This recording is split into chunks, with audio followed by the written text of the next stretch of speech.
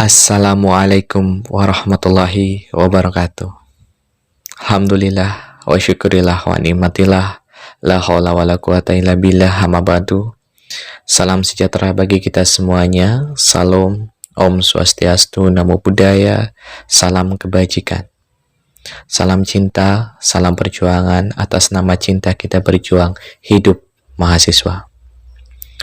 Yang kami hormati Bapak Rektor Universitas Wijaya Kusuma Purwokerto beserta jajaran Wakil Rektor, Ketua Lembaga, Kepala Biro, dan Sivitas Akademika.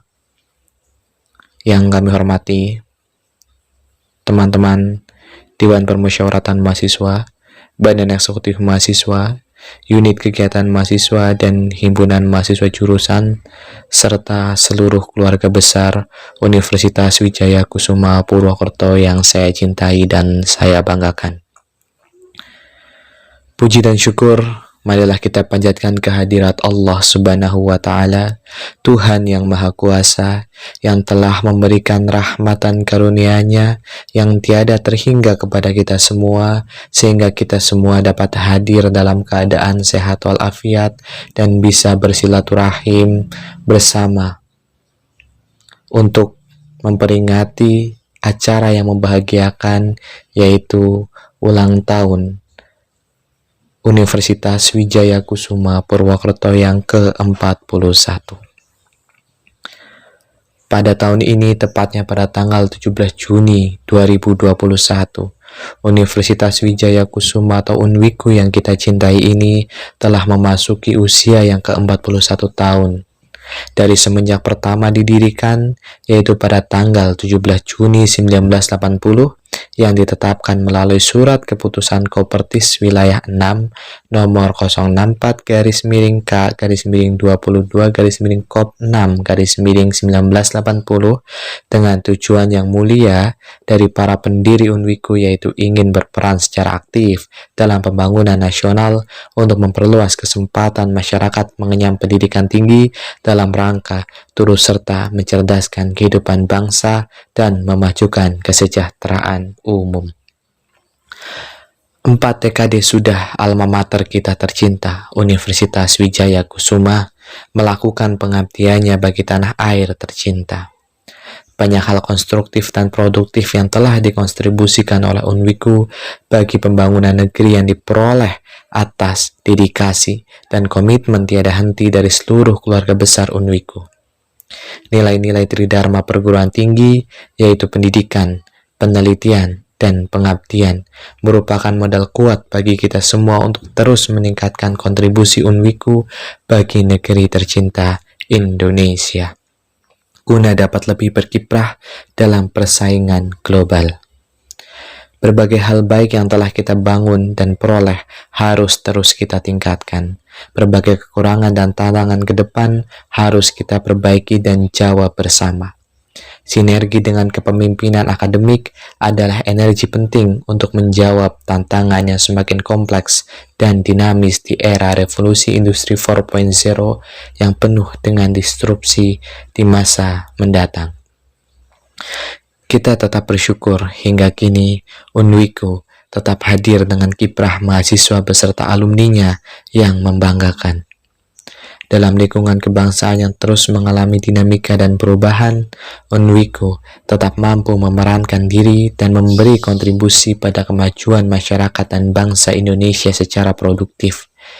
Sepanjang usianya, UNWIKU telah melahirkan begitu banyak intelektual, pemimpin politik, lawyer, aktivis sosial, birokrat, pengusaha, dan kaum profesional lainnya.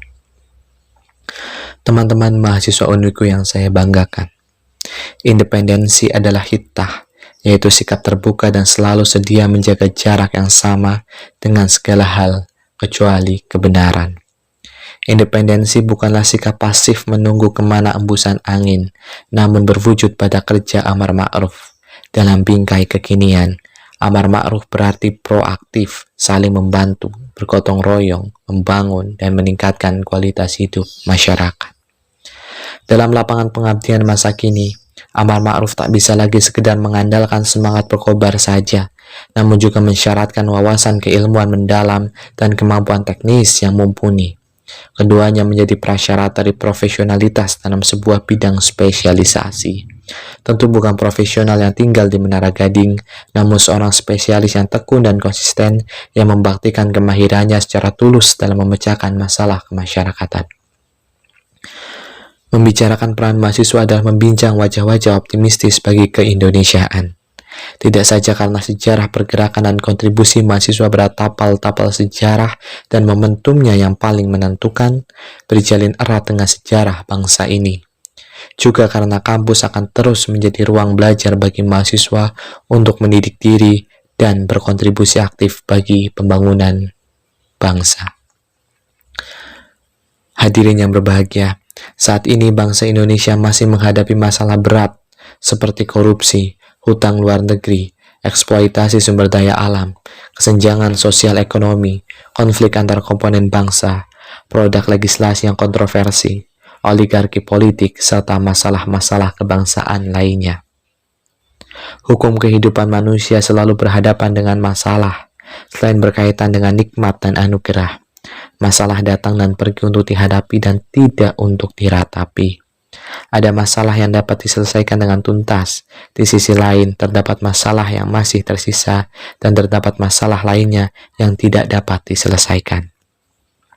Kewajiban kita sebagai warga bangsa ialah berikhtiar dengan kesungguhan dan kesabaran. Hadirin yang kami hormati, mahasiswa saat ini hidup di tengah gencarnya arus globalisasi dengan segala bentuk kemajuan yang ada. Dari persaingannya kompetitif hingga tersedianya fasilitas teknologi informasi yang serba canggih, menuntut mahasiswa untuk dapat bersaing dan selektif dalam memilih jalan hidup sebagai seorang pemuda. Generasi muda memang sudah banyak menggunakan teknologi modern, termasuk media sosial, untuk melakukan komunikasi dan menyampaikan informasi. Namun, intensitas dan kapasitasnya masih terbilang rendah dibandingkan dengan komunitas yang harus dijangkau. Selain itu, struktur penduduk Indonesia sedang menjanjikan kesempatan untuk segera mencapai masa gemilang. Bonus demografi yang kita peroleh sejak 2012 perlu dimanfaatkan segera untuk memacu produktivitas angkatan kerja dan meningkatkan kesejahteraan keluarga. Pada puncaknya kelak di tahun 2028, jumlah angkatan kerja mencapai 67% dari seluruh penduduk dan rasio ketergantungan jatuh hingga titik terendah 47%.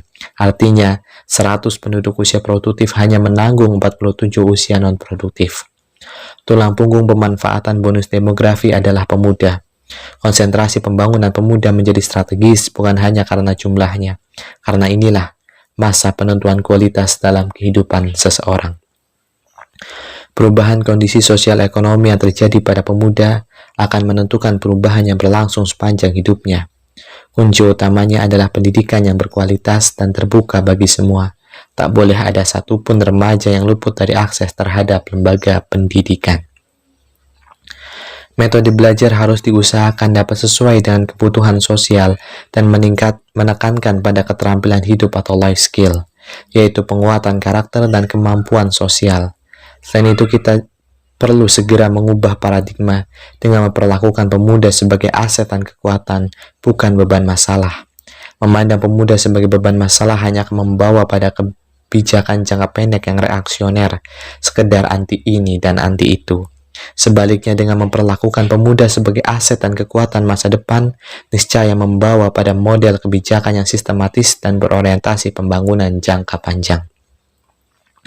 Teman-teman mahasiswa yang berbahagia, salah satu hal penting bagi mahasiswa adalah hak akses informasi dan ketersediaan informasi bermutu. Kendati demikian, akses informasi mahasiswa masih sangat terbatas. Sarana dan prasarana yang mendukung akses informasi untuk belajar sangat terbatas. Selain mendapat akses informasi yang mudah, mahasiswa juga memiliki hak untuk disediakan informasi yang berkualitas. Mahasiswa Indonesia yang berasal dari kelas menengah ke bawah pada umumnya hanya diberikan informasi dengan kualitas terburuk. Sinetron televisi, channel berita yang tidak edukatif, dan program-program televisi yang tidak bermutu, seperti infotainment selebriti, quiz game yang mengandung rasisme dan kekerasan. Revolusi industri keempat atau biasa disebut dengan Revolusi Industri 4.0 atau IR 4.0 adalah istilah yang menunjukkan fenomena perubahan besar-besaran dalam industri pengolahan pada awal abad 21. Industri 4.0 ditandai dengan penyatuan teknologi-teknologi yang sebelumnya terpisah sehingga batas-batas antara ruang fisik, ruang digital, dan ruang biologi menjadi kabur. Teknologi-teknologi tersebut antara lain mencakup artificial intelligence, machine learning, robotik, nanotechnology, 3D printing, dan genetic and biotechnology. Sistem produksi yang cerdas, terkoneksi secara vertikal, dan terintegrasi secara horizontal.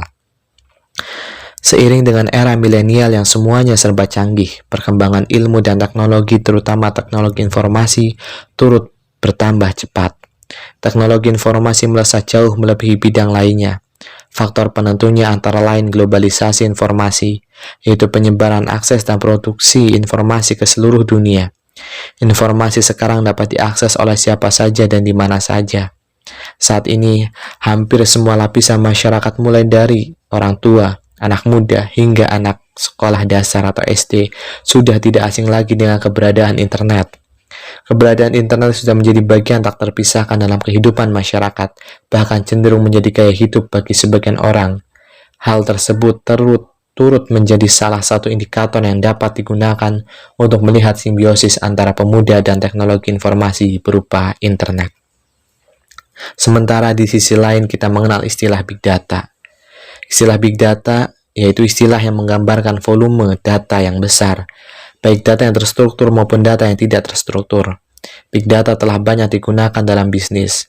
Tidak hanya besar data yang menjadi poin utama, tetapi apa yang harus dilakukan sebuah entitas dengan data tersebut. Big Data dapat dianalisis untuk wawasan yang mengarah pada pengambilan keputusan dan strategi bisnis yang lebih baik. Jumlah data yang telah dibuat dan disimpan pada tingkat global hari ini hampir tak terbayangkan jumlahnya. Data tersebut terus tumbuh tanpa henti. Artinya, Big Data memiliki potensi tinggi untuk mengumpulkan wawasan kunci dan informasi bisnis. Sayangnya, sampai saat ini baru sebagian kecil data yang telah dianalisis. Pentingnya Big Data tidak hanya berputar pada jumlah data yang organisasi miliki, tetapi hal penting adalah bagaimana mengolah data internal dan eksternal. Kita dapat mengambil data dari sumber manapun, lalu kemudian menganalisisnya. Personalisasi aplikasi dan situs pencarian sesuai kecenderungan penggunanya merupakan salah satu bentuk penerapan Big Data. Tidak hanya menjadikan analisis yang bersifat deskriptif, Big Data juga memungkinkan untuk analisis prediktif dan kelak perspektif. Sayangnya, Big Data masih terbilang baru di Indonesia. Seiring penggunaan ponsel pintar yang makin meluas, itu artinya semakin banyak data personal pengguna yang bisa dikumpulkan, termasuk jenis situs yang biasa dibuka. Maka penting bagi mahasiswa untuk menangkap segala kemajuan zaman ini menjadi sebuah kekuatan penting dalam menyusun strategi gerakannya, karena revolusi industri 4.0 membuka jalan bagi sebuah masyarakat baru yang berbeda dengan sebelumnya. Hadirin yang kami hormati, sebagai bagian akhir dari kontemplasi kita semua, marilah kita coba memaknai lirik dari himne Unwiku. Momot waton, ugering laku, mampu hadapi setiap tantangan. Ulah pepuja mahesi praja, bakti untuk negara. Inti dari pernyataan tersebut adalah untuk senantiasa berpegang teguh pada pendirian, bekerja ikhlas dan tulus melakukan segala sesuatu untuk kemaslahatan masyarakat, bangsa, dan negara. Peringatan Dies Natalis ke-41 kita sama-sama jadikan sebagai checkpoint untuk mengevaluasi diri, sebagaimana cerita seorang astronot Apollo 11 yang memiliki misi untuk bisa menjelajahi dan menginjakan kaki di bulan, sehingga ia terus mengarahkan teleskop dan pandangannya ke arah bulan. Namun, ketika sudah mendekati bulan, ia membalikan arah teleskopnya untuk memandang bumi yang ia tinggalkan dan memperoleh insight yang sangat dalam, di mana jangan pernah melupakan niat mulia di awal hanya karena kita terfokus pada tujuan akhir. Inilah yang diistilahkan back to the future. Marilah kita sama-sama luruskan niat, kuatkan hati dan berpegang lebih erat untuk menjaga keutuhan dan kesatuan Unwiku agar bisa secara konsisten menjalankan tujuan dari pendirian Unwiku sebagai perguruan tinggi, yaitu mencerdaskan kehidupan bangsa dan mewujudkan kesejahteraan masyarakat luas. Sebagai penutup, perkenalkan kami menyampaikan ucapan terima kasih kepada teman-teman Badan Eksekutif Mahasiswa, Dewan Permusyawaratan Mahasiswa, Unit Kegiatan Mahasiswa, Himpunan Mahasiswa Jurusan, baik di tingkat universitas maupun di tingkat fakultas, Sivitas Akademika Universitas Wijaya Kusuma Purwokerto, para pemangku kepentingan, dan semua pihak yang selama ini telah berkontribusi, bersinergi, dan bekerja sama untuk kesuksesan dan kemajuan Universitas Wijaya Kusuma Purwokerto. Dan pada akhirnya kami mengajak pemerintah, kekuatan politik, warga bangsa, dan keluarga besar Universitas Wijaya Kusuma Purwokerto untuk menebar dan mewujudkan nilai-nilai kebaikan dan ikhtiar kolektif dalam memberi solusi hadapi pandemi dan masalah negeri. Dirgahayu Universitas Wijaya Kusuma Purwokerto, Sinengker Hestining Wijaya Kusuma. Wassalamualaikum warahmatullahi wabarakatuh. We love Unwiku.